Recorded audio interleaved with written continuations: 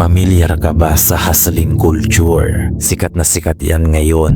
Itinuturo yan sa halos karamihan ng podcast at maging sa mga motivational at self-improvement videos sa lahat ng platform.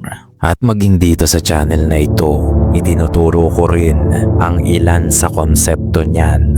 Ngunit hindi tayo nakapokus dyan. Bihirang-bihira natin pag-usapan kung paano kumita ng pera o gumawa ng pera. At wala namang masama dyan kung ganyang mga topic ang gusto mo. Maraming channel dyan na nagbabahagi ng mga karunungan tungkol sa mga money-making skills and guides. Ngunit ito lang ang nais kong ma-realize mo. Hindi ka gutom sa pera. Gutom ka sa security.